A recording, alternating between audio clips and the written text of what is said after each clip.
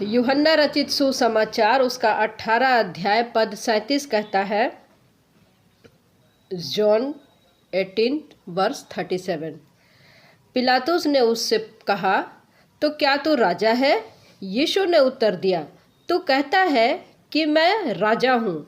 मैंने इसीलिए जन्म लिया और इसीलिए संसार में आया हूँ कि सत्य की गवाही दूँ। जो कोई सत्य का है वह मेरा शब्द सुनता है।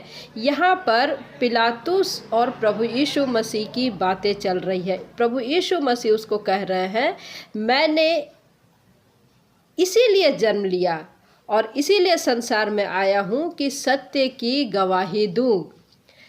प्रभु यीशु मसीह ने क्या बताया? क्या प्रभु यीशु मसीह जो सत्य को बताता है उस चीज़ को क्या आज हम जानना चाहते हैं, या फिर हम जो जानते हैं उसमें कितना ध्यान देते हैं, कितनी उसमें हम गंभीरता को लेते हैं? प्रभु यीशु मसीह की बात को हम कितनी गंभीरता से लेते हैं? आज जो प्रभु यीशु मसीह पिलातुस के जरिए जो बातचीत हो रहा है वो हमसे और आपसे कह रहा है कि प्रभु यीशु मसीह ये हमको बता रहे हैं कि तुम इस दुनिया के नहीं हो। तुम्हारे लिए प्रभु परमेश्वर ने इतना बड़ा इंतजाम किया कि तुम उसके निकट निर्दोष और पवित्र ठहरो।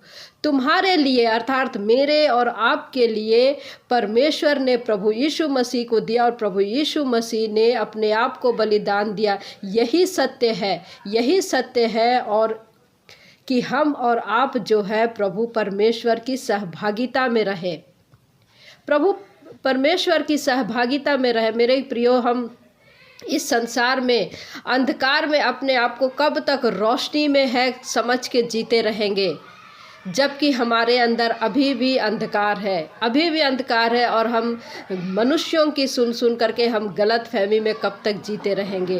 प्रभु यीशु मसीह जो सत्य कहता है कि तुम परमेश्वर के निकट निर्दोष और पवित्र ठहरो, मैं इसलिए आया हूँ, और ये बताने के लिए नहीं आया कि तुमको दुनियावी चीज़ें, ये सुख मिलेगी, ये समृद्धि मिलेगी। मेरे प्रियो, संसार में या इस धरती पर ऐसा कोई भी व्यक्ति नहीं है, चाहे वो विश्वासी हो, चाहे अविश्वासी हो, या चाहे पावरफुल व्यक्ति हो, चाहे कोई भी व्यक्ति क्यों ना हो, कोई भी ऐसा नहीं जो दुखी ना हो, जिसके पास में दुख नहीं है। लेकिन प्रभु यीशु मसीह सत्य बताता है, वो कहता है कि मैं तुम्हारे सारे आंसू पोंछ डालूंगा।